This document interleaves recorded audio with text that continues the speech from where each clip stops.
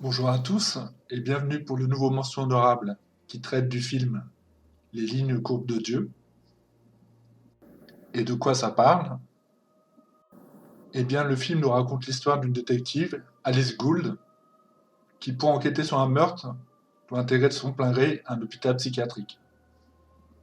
Pour ce faire, elle va changer d'identité et deviendra Alicia de Almenara. Ainsi, elle sera internée et sera enfermée avec les autres patients. Seulement voilà, le récit avançant, on découvre de nouveaux éléments qui viennent brouiller les pistes. Et si Alice n'était pas celle qu'elle prétend être? Et si elle souffrait réellement d'une pathologie? Est-elle simplement cette d'esprit? Le réalisateur espagnol Oriol Polo réalisa un thriller efficace, tiré lui-même d'un best-seller éponyme de Torquato Luca de Tena. Auteur qui lui-même, pour écrire cette histoire, s'est fait hospitaliser 18 jours en unité psychiatrique. Le film d'Oriol Polo oscille habilement entre une intrigue hitchcockienne et un film à la Shutter Island. Le personnage d'Alice est diablement bien écrit, et du reste, globalement, tout le casting est bon. Le décorum est bien restitué, et on sent toute la vastuité et le déséquilibre d'un asile d'aliénés, à la manière de celui de Giorgino, le film de Laurent Boutonnat et de Mylène Farmer.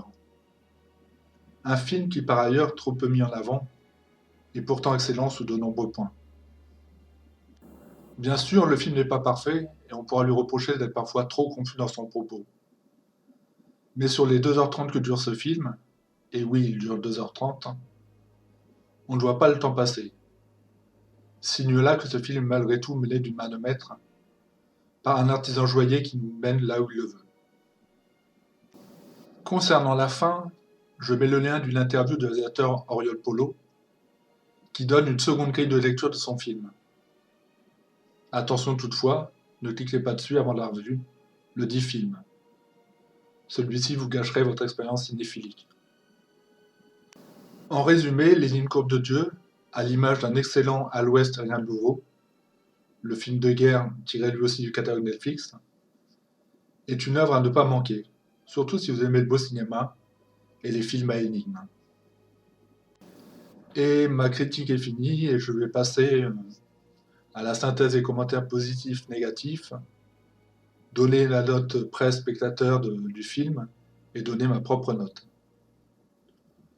Donc la note spectateur est de 3,7 sur 10 et il n'y a pas de note presse puisque c'est un film Netflix, donc il n'a pas été diffusé en public. Dans les points positifs, on dit que c'est un thriller efficace, que son casting est excellent et que son scénario est diabolique. Et dans les points négatifs, on dit que le film est trop long, que la fin est décevante et que le film est aussi trop lent.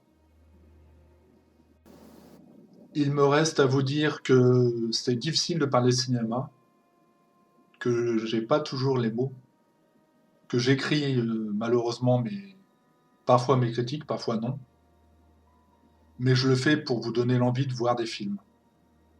Et ça, c'est plus fort que tout. Je le dis pas régulièrement, mais effectivement, je suis pas du tout satisfait du résultat. Mais ce qui m'importe, c'est que vous pouvez aimer un film. Ce qui m'importe, c'est qu'une personne se dise, tiens, tel film, j'ai envie de le voir. Pour conclure tout ça, je dirais que la bande-annonce est en dessous, que je mettrai le lien aussi de l'explication du réalisateur, et il me reste à vous dire merci à vous et à bientôt. Merci à vous et à bientôt.